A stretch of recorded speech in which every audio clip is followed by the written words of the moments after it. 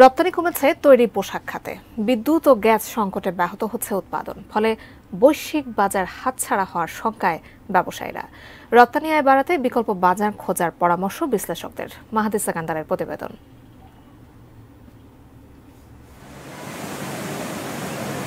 দেশের প্রধান রপ্তানি খাত তৈরি পোশাক। তবে বৈশ্বিক বাজারে দেশের পোশাকের দাম এবং চাহিদা দুটোই কমছে। ফলে তৈরি পোশাক রপ্তানি থেকে আসছে না কাঙ্ক্ষিত প্রবৃদ্ধি। গত বছর মে মাসের তুলনায় চলতি বছর মে মাসে নিট পণ্যের আয় কমেছে 21%। এ খাতে মে মাসে রপ্তানি আয় এসেছে $183 কোটি, যা গত বছরের মে মাসে ছিল $231 কোটি। এছাড়া চলতি বছর মে মাসে ওভেন পণ্যের আয় কমেছে 12.5%। এ খাতে চলতি বছর মে মাসে রপ্তানি আয় হয়েছে $152 কোটি, যা গত বছরের মে মাসে ছিল $174 কোটি 29 লাখ।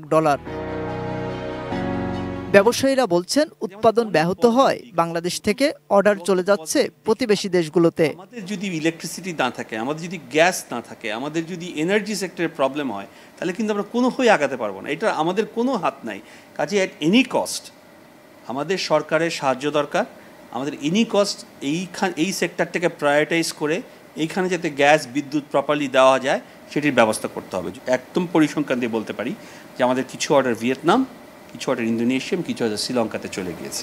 এছাড়া শিপমেন্ট জটিলতায় রপ্তানি আয় কমছে বলেও দাবি তার। আমাদের মেতে যে অর্ডারগুলো আমাদের হাতে ছিল, সেই অর্ডারগুলো আমরা টাইমলি শিপমেন্ট করতে পারিনি। মেড অর্ডার এখন জুনে যে শিপমেন্ট হবে, লিড টাইমের কারণে কিছু অর্ডার ডাইভার্সিফিকেশন অন্যদিকে চলে গেছে। এমন বাস্তবতায় অর্থনীতি বিশ্লেষকরা বলছেন, রপ্তানির নেতিবাচক ধারায় এবছরও পূরণ হবে না প্রত্যাশিত প্রবৃদ্ধি।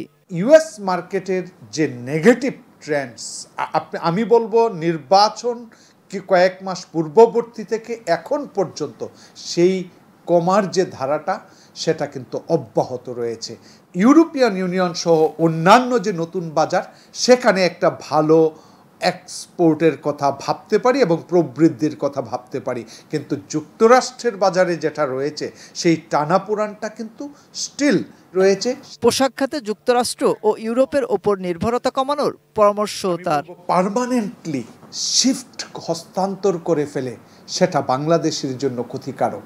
মাহাদি সেকেন্দার, এটিএন নিউজ, ঢাকা।